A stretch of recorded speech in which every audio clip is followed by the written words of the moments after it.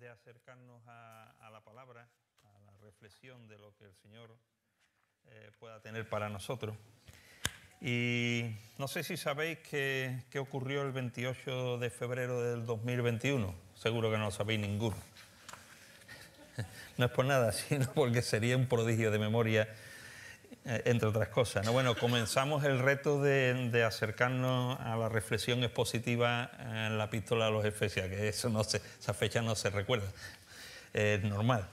Después de 21 sesiones y de 3 años, hoy concluimos. Y sin embargo, después de haber invertido tanto tiempo, tantas horas, ¿no?, compartiendo, solo hemos hecho nada más que acercarnos a una aproximación superficial de lo que es el texto, ¿no? No se trataba de un estudio bíblico, sino intentar desde una visión expositiva acercarnos a la reflexión de la misma, ¿no? Y ya llegamos al colofón, justamente, ¿no?, del contenido de la epístola, como digo, a los Efesios. Y cuando Pablo ya se plantea que está terminando el relato, en el capítulo 6, versículo 10, a modo de resumen, de conclusión o de colofón final de todo lo que viene diciendo ya de una manera práctica, las implicaciones más profundas, ¿no?, dice: por lo demás, hermanos, terminando, resumiendo, hermanos míos, fortaleceos en el Señor y en el poder de su fuerza. Fortaleceos en el Señor y en el poder de su fuerza. Y Pablo plantea que para poder vivir conforme a las demandas del Evangelio que ha estado anunciando previamente, hemos de recibir de él justamente esto, poder y fuerza, porque si no es imposible. Esas demandas son inhumanas o sobrehumanas. Y argumenta a partir de esos versículos y hasta el final la realidad por la cual hemos de fortalecernos en el Señor y en el poder de su fuerza. Y les va a decir, recordábamos hace las 2 sesiones, un par de sesiones antes, dice: necesitáis fortaleceros en el Señor y en el poder de su fuerza, sencillamente ¿por qué? Porque estáis en estado de guerra. Y sin fortaleza en el Señor y en el poder de su fuerza, estáis abocados a la derrota y al fracaso, a quedar en la cuneta. Así que veíamos en 2 sesiones anteriores cómo a veces tenemos actitudes suicidas frente a la realidad del estado de guerra en el que nos encontramos, porque tenemos una percepción del enemigo distorsionada. A veces hay quienes ven enemigos, o a Satanás o a demonios, por todos lados, y entran en una especie de psicosis evangélica o pseudo-evangélica, una especie de neurosis obsesiva que ve demonios por todos lados y lo que hace es distraernos y consumir nuestras fuerzas y nuestros recursos, manteniéndonos en el engaño. Y por otro lado, somos algunos inocentes que no lo vemos por ningún lado. Pensamos que la realidad espiritual demoníaca no existe, y de esta manera inocente y suicida nos dejamos caer a los pies de los caballos y sufrimos derrota. Decíamos o compartíamos una frase de Martin Lloyd-Jones que expresa la realidad problemática de esta última de las versiones, ¿no? Él decía: tengo la seguridad que una de las causas principales del mal estado de la Iglesia de hoy es el hecho de que el diablo ha sido olvidado. Hago un silencio para la reflexión. Y sigue diciendo: atribuimos todo a nosotros mismos. Hemos llegado a ser muy psicológicos en nuestra actitud y pensamiento, ¿vale? Una forma de pensar humanoide o humanista. Vivimos ignorantes de este gran hecho objetivo: el ser y la existencia del diablo, el adversario, el acusador y sus dardos feroces. No podemos entrar en el contenido, están en la página web de la Iglesia la reflexión en cuanto a esto. Pero además de que esta es la razón o el porqué del llamamiento a fortalecerse en el Señor y en el poder de su fuerza, además de este porqué, estuvimos viendo en la última ocasión el equipamiento provisto para la batalla de parte del Señor. Y Pablo va a utilizar la imagen típica de un soldado romano para ilustrar el equipamiento que necesitamos, ¿vale? A grandes rasgos nos decía el texto: hablaba de un cinturón, el cinturón de la integridad, la coraza de justicia, el calzado de la paz, el escudo de la confianza, el yelmo de la seguridad, la espada de la sabiduría. Ahora, visto estas dos cuestiones que hemos planteado, la realidad del estado de guerra y el equipamiento para pertrecharnos para el mismo, con todo esto, ¿qué tenemos o a dónde llegamos? ¿Conscientes de la batalla y equipados para la batalla?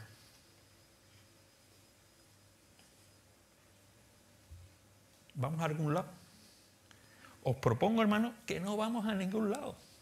Conscientes de la batalla y pertrechados cual guerrero para la batalla, muchas veces somos, esto es, un soldadito de plomo. Un soldadito de plomo, inerte, bonito, buena estética, pintado de colorines, pero inútil en la batalla. ¿Me explico? ¿Qué falta en la ecuación? Conscientes de la guerra, pertrechados teóricamente con la armadura de Dios, pero ¿falta algo? Mirad, hermanos, muchas batallas en la triste historia bélica de la humanidad, ¿sabe por qué se perdieron? Por falta de energía, fuerza. ¿Te imaginas un soldado que sabe que tiene el enemigo enfrente, que está pertrechado de todo su equipamiento y no puede mantenerse en pie? ¿Qué le falta? Energía, poder, fuerza. Durante una de las más trascendentes batallas de la Segunda Guerra Mundial, cuando las fuerzas aliadas desembarcaron en Normandía, las divisiones Panzer de Hitler fueron a cortar el avance hacia París. Y para ello tenía los carros de combate más eficientes de la época, los Panzer y los Tiger. Ahora, ¿qué es lo que ocurrió? Un fallo de logística en el suministro de combustible motivó la principal derrota o una de las principales derrotas nazis de la época. ¿Qué ocurrió?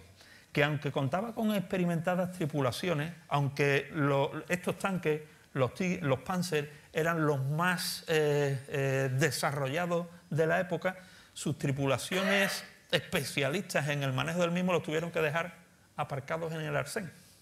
¿Por qué? Porque no tenían combustible.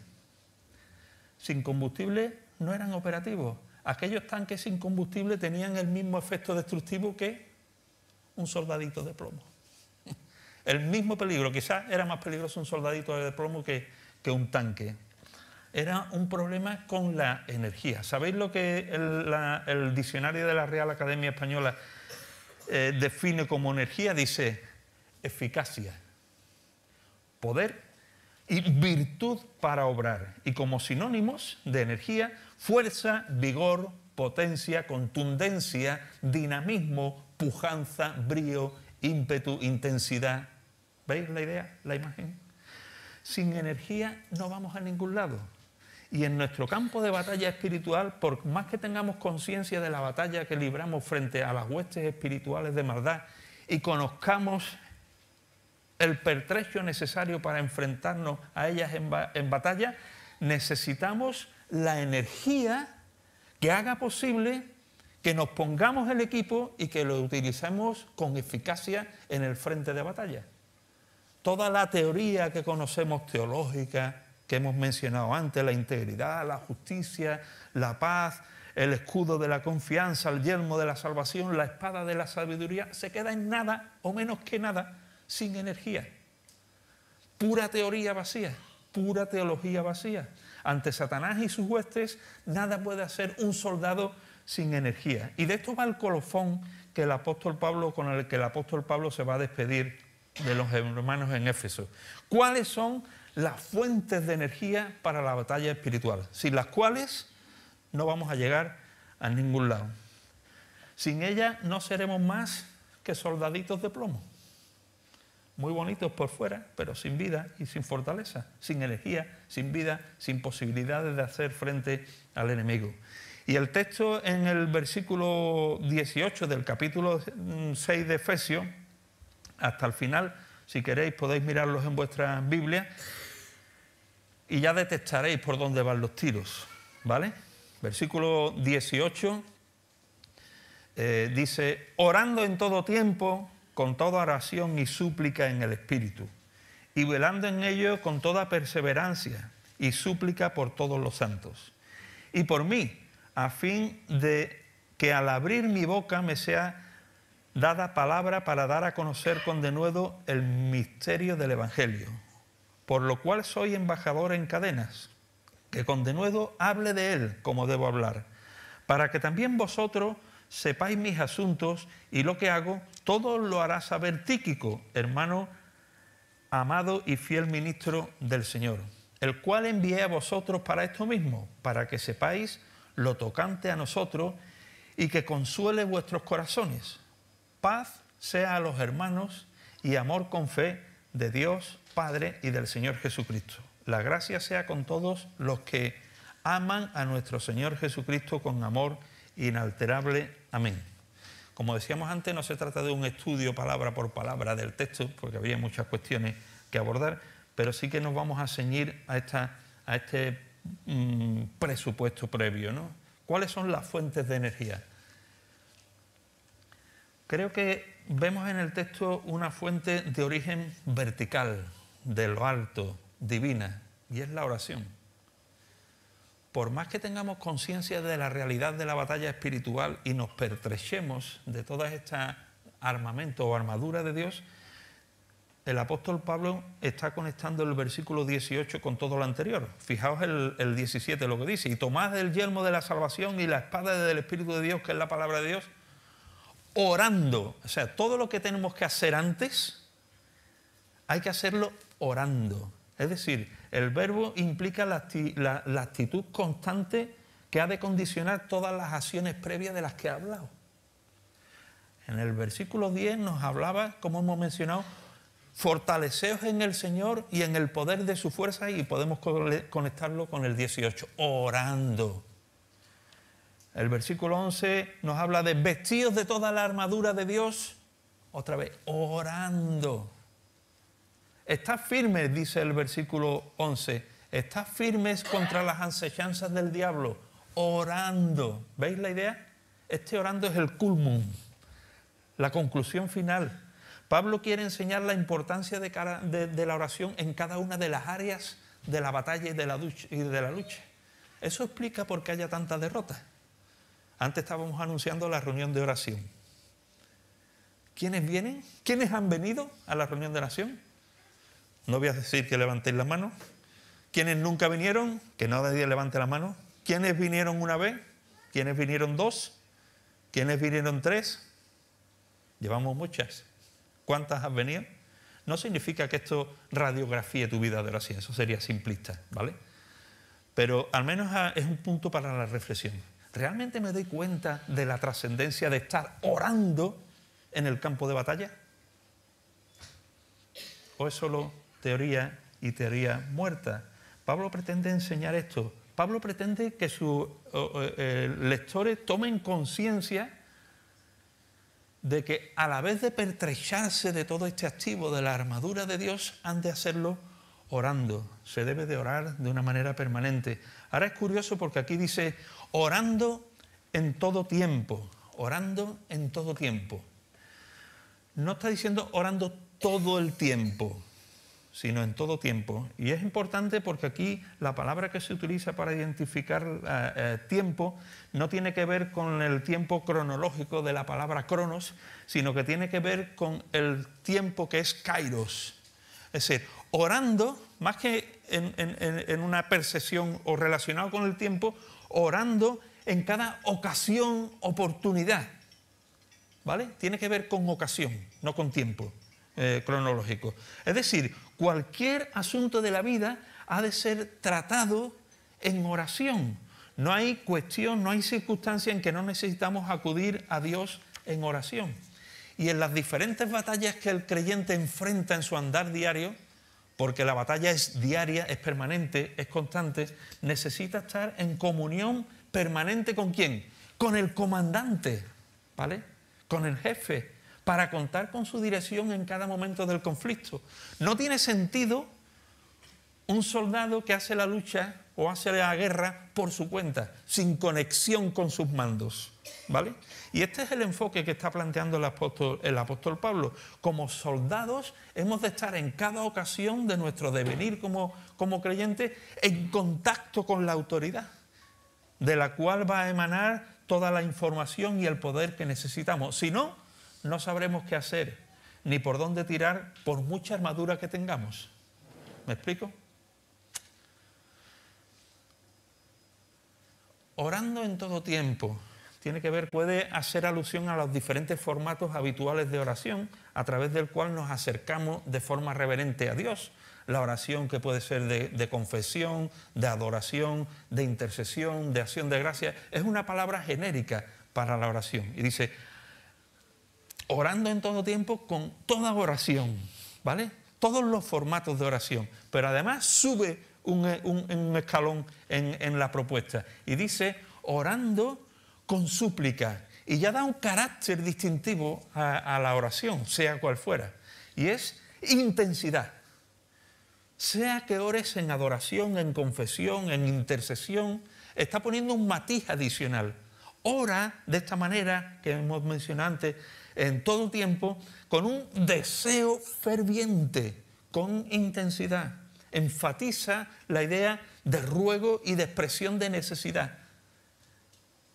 La idea es orar con pasión. Interesante. ¿Cómo oras y cómo oro? A veces como un papagayo. Es probable que el papagayo ore con más, a veces, claridad que nosotros. El apóstol Pablo está diciendo, hermanos, la batalla es dura, es cruenta. Has de orar en cada ocasión, pero has de orar, sea como ores, con súplica, con pasión. Y en última instancia, esto se ha ido para atrás, porque yo no lo he tocado, creo, lo pongo en su sitio. En el Espíritu, con la ayuda y en armonía de la voluntad de Dios. Así que ores como ores, ora con pasión y buscando la dirección de orar conforme a la voluntad de Dios, en el Espíritu, en la guía del Espíritu, en armonía con su voluntad. Porque es solo en el Espíritu y por medio de Él que nuestras oraciones van a tener eficacia y poder.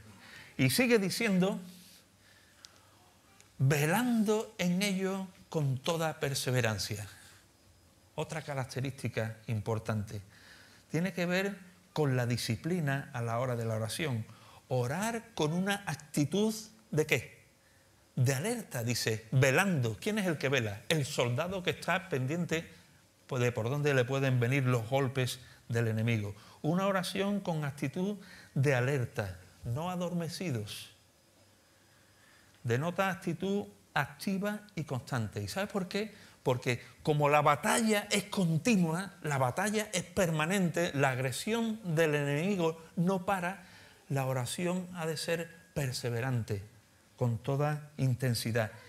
Y vemos el ejemplo paradigmático de lo que significa orar de esta manera, velando y con perseverancia, en la misma persona de Jesús. Antes de escoger a los 12, nos dice en Lucas 6:12, en aquellos días Él fue al monte a orar, ¿y qué?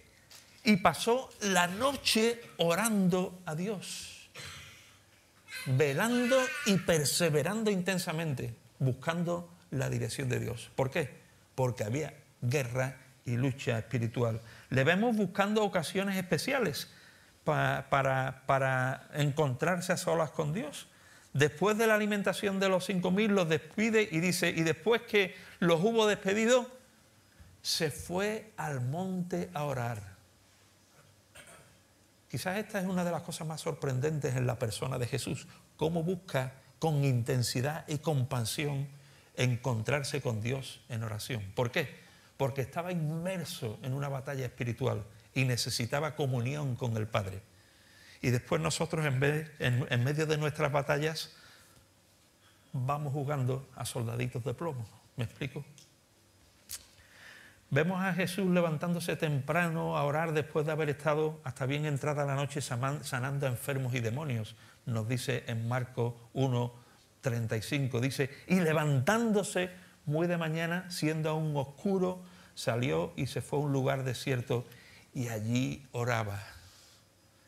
Y vemos a Jesús en los momentos de angustia, como nos dice Hebreos 5:7, y Cristo en los días de su carne ofreciendo ruegos y súplicas con gran clamor y lágrimas.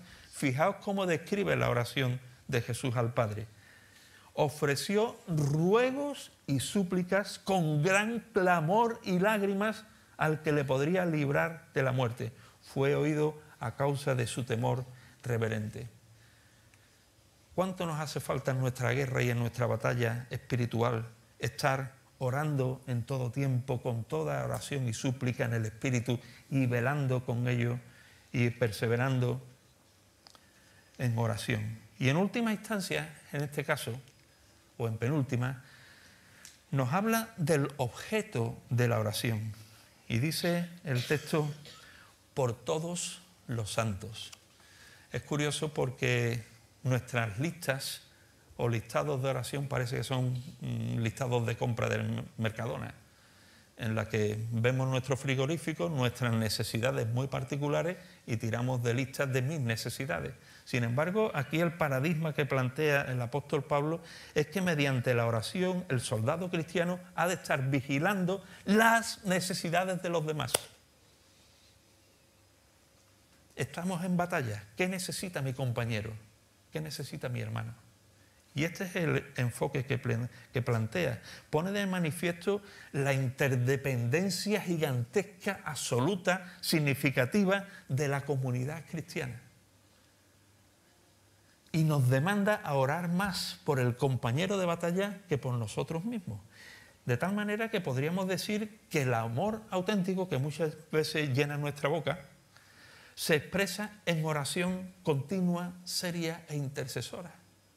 ¿Cuánto amo a mi hermano? Mídelo por cuánto oras por tu hermano. Y vas a tener un dato objetivo. Lo demás son palabras. Y las palabras se las lleva el viento. Como todos estamos en batalla, hemos de interceder por todos. Pero especialmente hemos de invitarnos a orar por aquellos que están en posiciones peligrosas. No es lo mismo el cabo de intendencia que está a 60 kilómetros de la línea de batalla que el soldado de infantería que está compartiendo trincheras prácticamente con el enemigo. Y también hemos de orar no solamente por aquellos que están, o especialmente en posiciones peligrosas, sino por aquellos que han sufrido heridas de guerra. Heridas de guerra, están debilitados, ¿vale? Y es curioso, en última instancia aquí, en este aspecto de la provisión de energía a través de la oración, que el apóstol Pablo en los versículos 19 y 20 plantea los motivos por los cuales él pide oración. Y él le pide oración, dice el versículo 19, y por mí, orad por todas estas cuestiones y por mí. Por mí, a fin, estos son los motivos, de que al abrir mi boca me sea dada palabra para dar a conocer con denuedo el misterio del Evangelio, por el cual soy embajador en cadena, que con denuedo hable de él como debo hablar. Fijaos, ¿dónde tiene puesto la vista el apóstol Pablo? Está en este contexto sufriendo prisión. Y le veis ahí y decís, bueno, hermano, ya está, ya que os he dicho que oréis en todo momento, acordaros de mí para que sea librado de la prisión. No. Él tiene el punto de vista puesto en la comunicación del Evangelio del Reino. Está preso, pero su preocupación trasciende la limitación que tiene.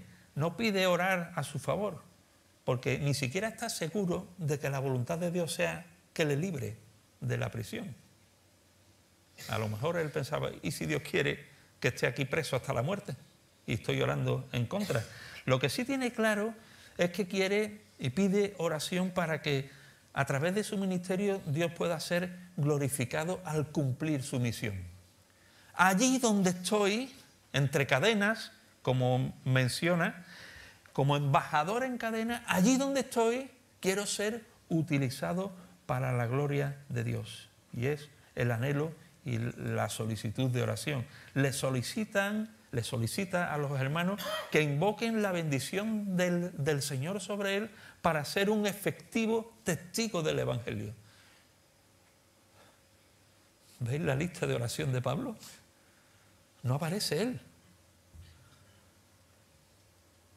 A cualquiera de nosotros nos pregunta, hermano, ¿por qué querría que oraras? Pues porque tenga trabajo, porque se me cure tal, porque no sé cuánto, por mis hijos, por mí, que todo es legítimo, ¿vale? Sin embargo, vemos el paradigma del apóstol Pablo en cuanto a su enfoque, pidiendo por la capacidad para seguir comunicando el Evangelio del reino. Y es muy interesante notar cuáles son las dos peticiones concretas. Tiene una que ver con contenido. Mira, a fin de que al abrir mi boca me sea dada palabra, Después vuelve a insistir en lo mismo, al final del versículo 20, que con denuedo hable como debo hablar. La expresión abrir la boca aquí es la que empleaban los judíos para significar que lo que va a decir a continuación es algo importante y solemne. Y el apóstol Pablo está diciendo que cuando habla la boca, que cuando abra mi boca, lo que diga sea la palabra que Dios quiere que diga. Pablo anhela que cada mensaje al abrir su boca obedezca a la voluntad de Dios. Que la guía y la gracia del Espíritu Santo dote de contenido a sus palabras. ¿Y cuántas palabras gratuitas y vacías decimos nosotros muchas veces, verdad? El apóstol Pablo está preocupado de que sea el Señor quien dé vida a sus palabras a la hora de comunicar el mensaje del Evangelio. Y no solamente que le guíe en la forma en que debe de hablar, sino que además de esta perspectiva de contenido, le habla acerca de la actitud. O sea, dame contenido y dice, ¿y que lo haga qué? Con denuedo. O sea, dime qué hablar y cómo. Tiene que ver con el qué y con el cómo. Con el contenido y con la actitud. Y la palabra que utiliza es una palabra un poco rara, ¿no? Dice denuedo. Esto es español antiguo, pero si busca en el diccionario, está diciendo denuedo es brío, valor, esfuerzo, coraje, intrepidez, valentía, arrojo, osadía. ¿No será esto lo que nos falta muchas veces a la hora de ser testigos del Evangelio? Valentía, arrojo, coraje, intrepidez, osadía, y vamos temerosos, asustados. No, este no es el momento de dar testimonio. Ahora no, es que ahora está en este grupo que seguramente... Y vamos justificándonos a nosotros mismos por nuestros miedos y nuestros temores. Pues parece que ese era el problema también del apóstol Pablo. Dice, Señor, hermanos, orad por mí, porque muchas veces no sé qué hablar. Y otras veces no sé ni siquiera qué actitud tener. Así que orad para que el Señor me dé palabra y me dé la actitud para comunicar el mensaje. Así que buenas propuestas también para nosotros hoy, ¿verdad? Que el Señor nos dé palabra apropiada, palabra oportuna para cada ocasión, que era la petición del apóstol Pablo, pero no tan solamente que nos dé esta palabra oportuna y apropiada, sino que el Señor nos dé la actitud de valentía, de intrepidez y de arrojo necesaria. Porque si no tenemos palabra oportuna, van a ser palabras inoportunas. Y si no tenemos arrojo o intrepidez, vamos a quedar bloqueados por el miedo. Así que quiera el Señor que estas peticiones del apóstol Pablo sean también las mismas para nosotros. Y a esta propuesta de energía vertical que necesitamos para tirar adelante en nuestra batalla, la oración. Os propongo otra que es un poco quizás más sutil ahí, y no sé si estaréis de acuerdo, pero creo que podemos ver aquí, quizás incluso entre líneas, que hay otra provisión de energía de parte de Dios, y es una energía de origen horizontal, del que está al lado, fraternal, que tiene que ver con el compañerismo. Compañerismo. Dice el versículo 21, para que también vosotros sepáis mis asuntos y lo que hago, todo lo hará saber Tíquico. Y después más adelante se repite curiosamente, el cual envié a vosotros para esto mismo, para que sepáis lo tocante a nosotros. Yo creo que esto pone de manifiesto que a través de una comunidad de intimidad, el Señor provee también recursos para el soldado. Una de las características distintivas y más importantes del escudo romano, ¿sabéis cuál era, no? Ya lo recordamos en su día. La posibilidad de engarzarse unos con otros.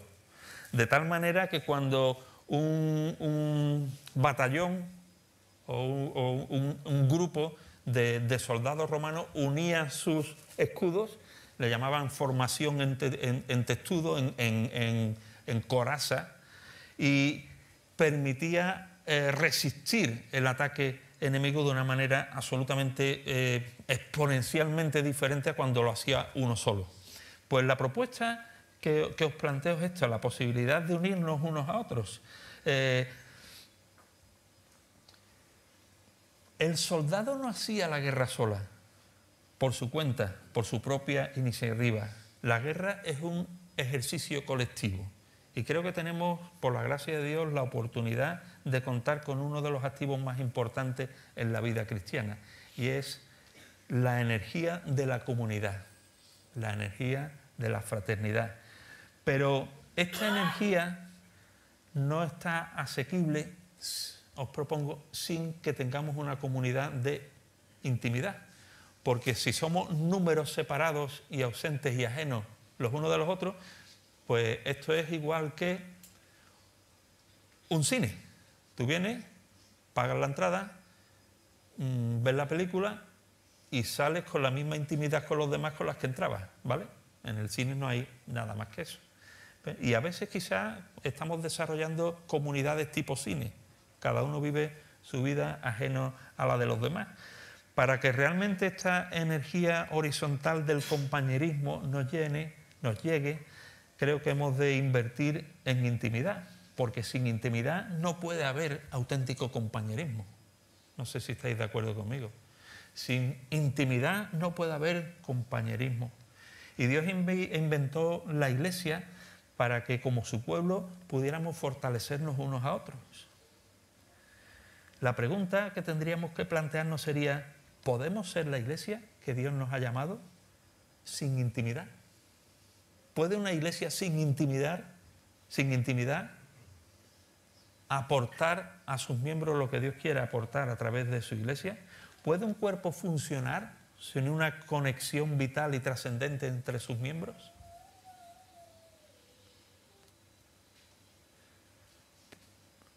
¿Hay intimidad si ni siquiera muchas veces no sabemos los nombres los unos de los otros?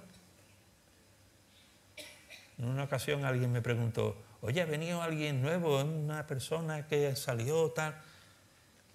¿Nuevo? Hace 7 meses. Y ahora sí nos ponemos de pie por turno y vamos diciendo: Elías, di los nombres. ¿Cuántos sabes? Yo mismo, yo empezaría. Elías, al que está con Elías no lo conozco. ¿Ves? ¿Qué nivel de intimidad hay entre nosotros? Si ni siquiera muchas veces conocemos los nombres, dónde vive, en qué trabaja. ¿Está casado, está soltero? Ah, no sabía que estaba casado, hombre. Eso es una exageración, ¿vale? Estoy exagerando para poner de manifiesto encima de la mesa la necesidad que tenemos de crecer en intimidad. Y esto es un privilegio, pero es una responsabilidad. Es un privilegio y es una responsabilidad de avanzar juntos en la dirección de la intimidad, dándonos espacios desde la Iglesia para crear algunos puentes que nos hagan progresar en este objetivo. Por ejemplo, hoy tenemos comida fraternal de compañerismo.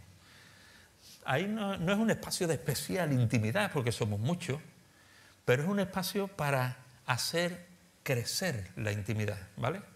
No podemos pretender coger aceitunas si antes no hemos plantado el hueso, ¿vale? No podemos pretender tener espacios de intimidad extraordinarias si no aprovechamos las oportunidades previas. ¿Has venido preparado para ese espacio de compañerismo después del culto? Hace poco tuvimos una excursión al campo, es otra provisión de la Iglesia para estrechar lazos. De vez en cuando tenemos la tapita, dentro de un par de meses tenemos el retiro, semanalmente tenemos los grupos pequeños, desde la Iglesia intentando aportar espacios que nos hagan crecer en esta cuestión. Yo creo que debemos de intentar aprovechar estas ocasiones para conectar con los demás y aprovechar estos espacios para acercarnos los unos a los otros. Y después, además, sobre todo, de forma particular, favorecer encuentros, tomar café, dar un paseíto por la tarde, salir en bicicleta con el hermano que vive en tu mismo pueblo, echar una tarde de sofá, ver una serie en televisión, conversar mientras se toma algo. ¿Me explico otra vez? Es decir, aportar por crecer en intimidad. Ahora, esta energía horizontal que viene del compañerismo a través de una comunidad de intimidad puede llevarnos a otro paso más, que creo que podemos ver en el texto. Porque fijaos qué bonito lo que dice. El cual envía a vosotros, versículo 22, para esto mismo, para que sepáis lo tocante a nosotros, ¿y qué? Y que consuele vuestros corazones. Y que consuele vuestros corazones. Una comunidad de restauración que nace de la intimidad de la comunidad. Los números en los conflictos bélicos son devastadores, por poco que hayáis visto en televisión. En la actual guerra de Gaza e Israel, ¿sabéis cuántos muertos hay? 26.000. ¿Sabéis cuántos heridos? Más del doble, 65.000. A veces los grandes olvidados no son los que murieron, son los que siguen vivos.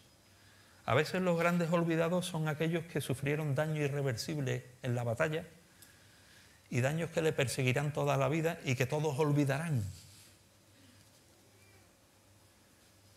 sufriendo los efectos postraumáticos de por vida, por ejemplo, muchos con daños irreversibles, un incremento en los porcentajes de suicidio. Ahora, ¿qué pasa con los heridos en la batalla espiritual?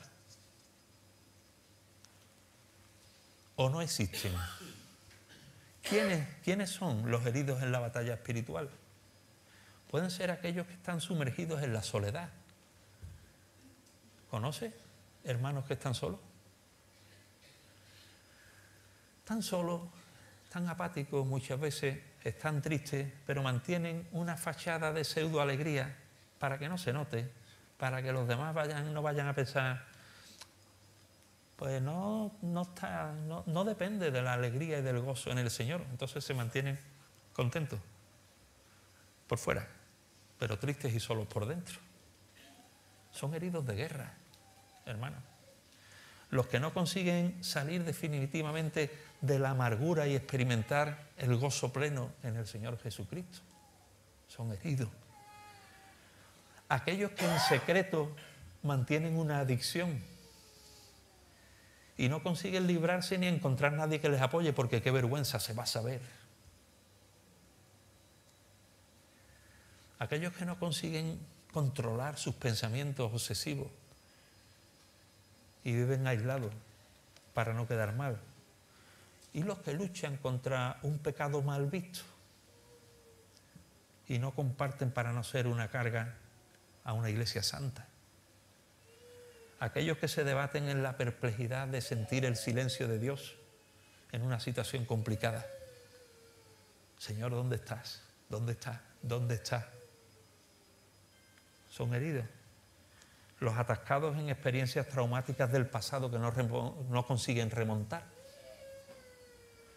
los que no consiguen superar situaciones familiares difíciles con los hijos, con el marido, con la mujer, con los padres, los que están frustrados porque no encuentran su lugar en la iglesia, los que están cansados de servir y recibir ingratitud en el camino. Y la lista puede seguir y seguir, una catarata interminable ¿de qué? De heridos. En definitiva, yo creo que todos tenemos heridas de guerra y con frecuencia somos prisioneros del dolor de esas heridas. Quizás sufriendo la antítesis de nuestro llamado. En Gálatas 5:1 dice: «Estad pues firmes en la libertad con que Dios nos hizo libres».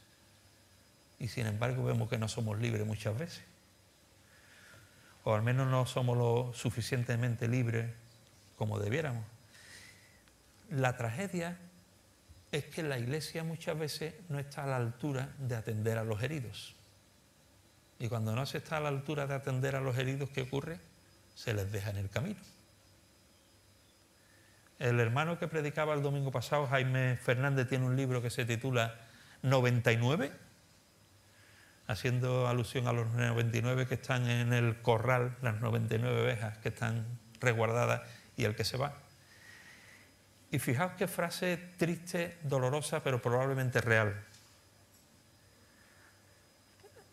A veces la iglesia parece ser el único organismo que suele olvidar a los que caen, que abandona a sus soldados cuando han sido heridos en la batalla, que se desentiende de los que se van, mientras Dios los ve de otra manera. En la iglesia puede haber heridos de guerra, pero jamás mutilados y abandonados. ¿Por qué? Porque Dios perdona, restaura y vuelve a ser útiles una y otra vez. Me dolió cuando leí esto porque no pensaba en la iglesia, pensaba en mí. A veces la iglesia parece ser el único organismo que suele olvidar a los que caen, que abandona a sus soldados cuando han sido heridos y que se desentienden de los que se van.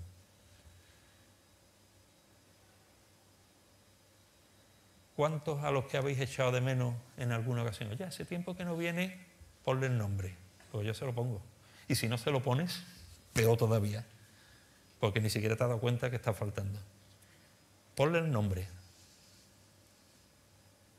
¿Echas de menos a alguien hoy?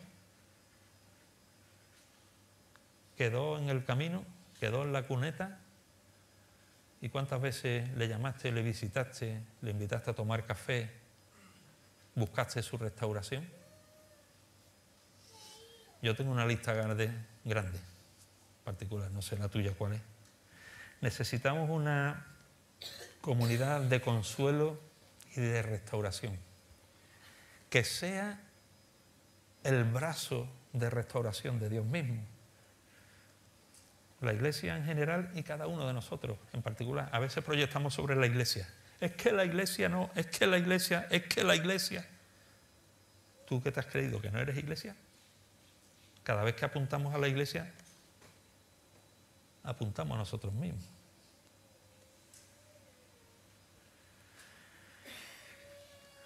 Sigamos en vida abundante el llamado de Pablo a los Gálatas hacia una comunidad de restauración cuando dice así: hermanos, si alguno fuere sorprendido en alguna falta, y me llama la atención que muchas veces sorprendido en alguna falta es si alguno ha sido pillado infragante haciendo algo, como si la iglesia fuese un agente encubierto para pillar a la gente en falta, pero no es ese el enfoque del texto.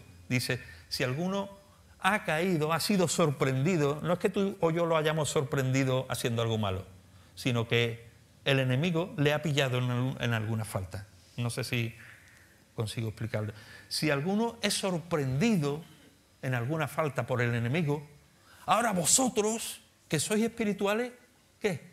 Restauradle con espíritu de mansedumbre, considerándote a ti mismo, no sea que tú también seas tentado. Y dice, sobrellevad los unos las cargas de los otros. Cógete al herido, échatelo al hombro. No lo dejes abandonado y le digas, qué torpe ha sido, se ha dejado pillar. Eso no ocurre en el ejército, por lo menos en las películas. Pero aquí sí ocurre. Cuando alguien cae, vaya tela, la que haría. No tenía una buena vida de oración. Es que como no venía a la iglesia. No, aquí dice, vosotros que sois espirituales, sobrellevad los unos las cargas de los otros, ¿y qué? Y cumplir así la ley de Cristo. Porque el que se cree ser algo, no siendo nada, a sí mismo se engaña. No os engañéis, Dios no puede ser burlado, porque todo lo que el hombre sembrare, eso también segará. Porque el que siembra para su carne, de la carne segará corrupción. Mas el que siembra para el Espíritu, del Espíritu segará vida eterna. Y dice, no nos cansemos pues de hacer el bien, porque a su tiempo segaremos si no desmayamos. Así que si queremos parecernos a nuestro Padre Celestial, debemos ser agentes de restauración, agentes o canales de gracia. Debemos ser no solo una comunidad de adoradores, que queda muy bien, muy bonito, una comunidad de restauradores, de abrazadores, de alentadores.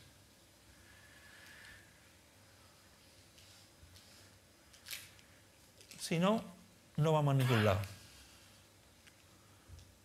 Bonitos soldados de plomo, llenos de color los domingos, bien vestidos, sonrisas, soldados de plomo, sin energía y sin vida, solo manteniendo una mera estética, sin posibilidades de victorias reales en la batalla.